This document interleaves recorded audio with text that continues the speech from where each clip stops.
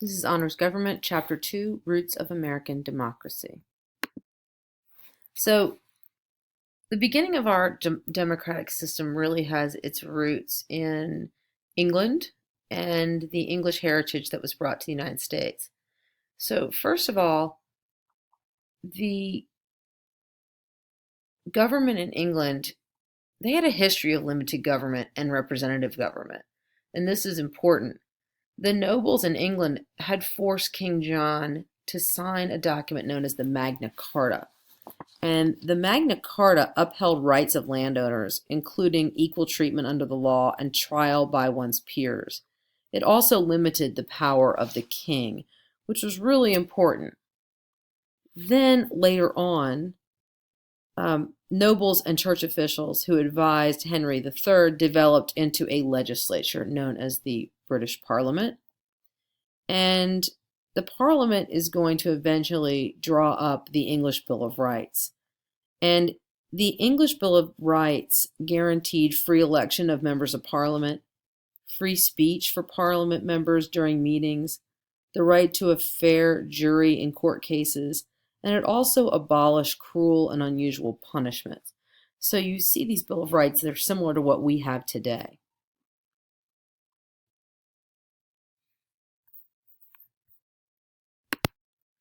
Also, the early colonies. When the early colonies were set up in America, colonists chose representatives, which they called burgesses, to meet with their governor.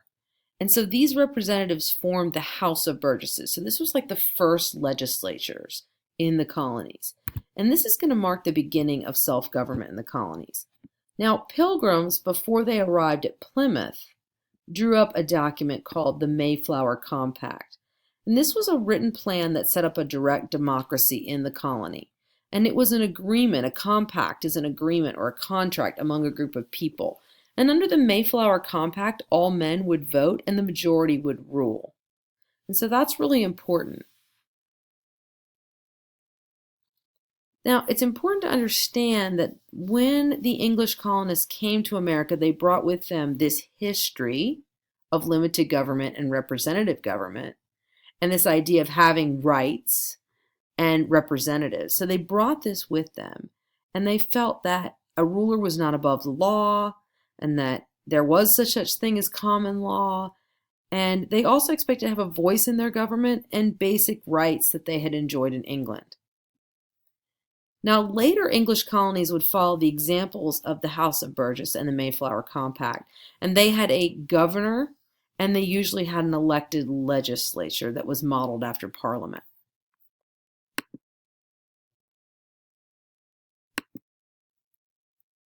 Now, what are the things that lead to our independence?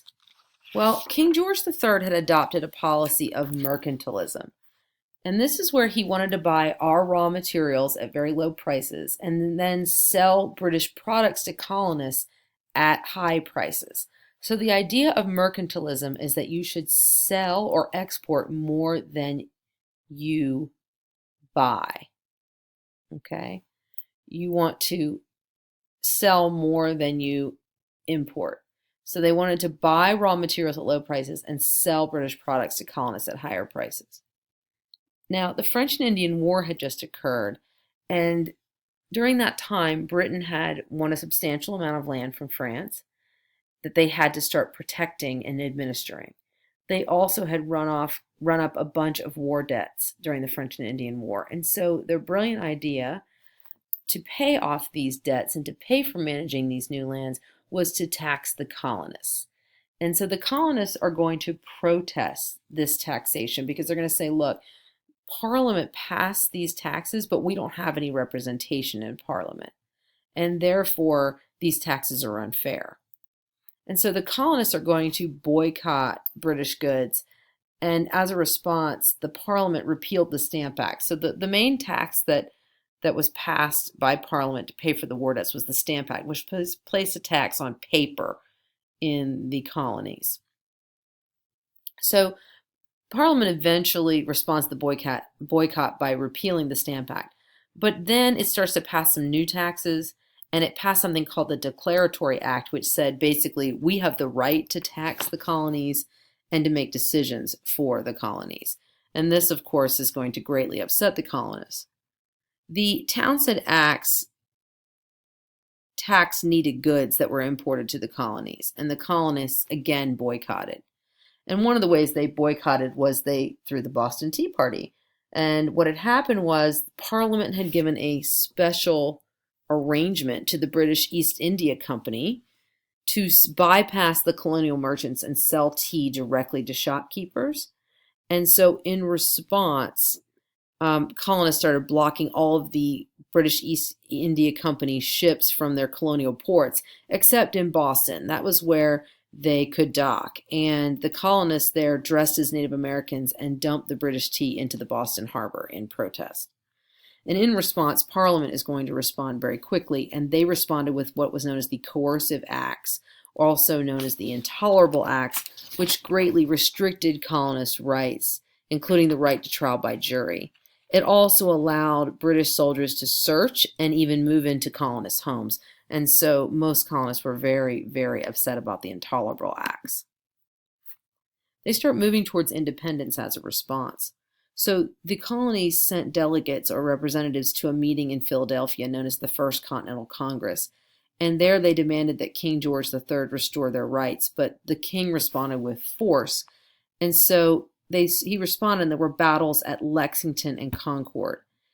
And as a result of these battles, colonists started to question their loyalty to Britain. They began talking about independence and started to pursue that. At the same time, Thomas Paine wrote an editorial about why Americans should seek independence, and his little pamphlet was called Common Sense, and this started spreading like wildfire throughout the colonies. And so lots of people were reading Thomas Paine's pamphlet and really responding in his arguments, and his arguments for independence were really resonating with a lot of colonists. And so then by the time they meet again for the Second Continental Congress, while some delegates wanted independence and others still felt loyal to Britain, they eventually get to the area where they decide public opinion was really swaying towards independence. And so the Second Continental Congress eventually gets to the same place where they agree that it's time to seek independence. The Declaration of Independence was written mostly by Thomas Jefferson. It listed the abuses by the king. It explained why the United States wanted to be a free nation and should be a free nation. And mainly it argued that the British government did not look after the interests of the colonists. The Declaration said that the purpose of government is to protect the rights of the people, that government is based on the consent of the people, and that if it disregards those rights or their will, the people are entitled to change or overthrow it. These ideas are straight from John Locke and other Enlightenment thinkers like Voltaire. John Locke, as you know, saw government as a contract between the people and the rulers, the social contract. The people agree to give up some freedoms and abide by government decisions, and in return, the government promises to protect them and their liberty, and also to protect their property. And if the government disregards their rights or will, the people are entitled to overthrow it. So the Second Continental Congress would approve the Declaration of Independence on July 4th, 1776. Now, the nation's first governments. The early state constitutions had a governor. Most of them had bicameral legislatures, so two houses, and judges and courts, and many of them also had their own Bill of Rights. The Massachusetts Constitution was a little different. The Massachusetts Constitution distributed power more evenly among the legislature, the governor, and the courts. It gave the governor and the courts the authority to check the legislature. So it was important. The Massachusetts Constitution would later become the model for the United States Constitution. In most state constitutions, the jobs of the legislature, the governor, and the courts were defined. The legislature created the laws, the governor carried out the laws, and the courts interpreted the laws. Now, our first official government in the United States was not the Constitution, it was actually the Articles of Confederation. And under the Articles of Confederation, there was one house, one legislature. there was no power to tax or enforce its laws. It was very difficult to amend the Articles of Confederation. And so what ended up happening was during the Revolutionary War, since the government could not tax the states or raise funds, they basically had to borrow money to pay for the war. And states also were borrowing money to pay for their parts of the war. And so after the Revolutionary War, there was a lot of war debt.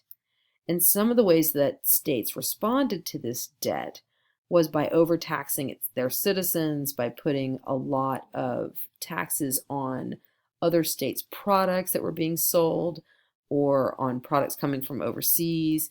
And so there's just a lot of financial difficulties. So that was happening. And then states started foreclosing on farms, people that couldn't pay taxes. And Daniel Shea was a farmer, an indebted farmer, and he felt that the state had no right to take his farm away because of a problem the state had created. The state had gotten itself into this debt, and it wasn't his fault that they were imposing these taxes that he couldn't pay. And so he led an uprising, which was known as Shea's Rebellion, and this unrest swayed leaders towards revising the Articles of Confederation to create a stronger national government. And that is what is going to set up the foundation. The idea that the government set up under the Articles of Confederation was really too weak to handle the nation's problems and to deal with the nation's economy. And so this is really going to inspire delegates to revise the Articles of Confederation. Of course, that eventually turns into the first Constitution, our Constitution that we have today.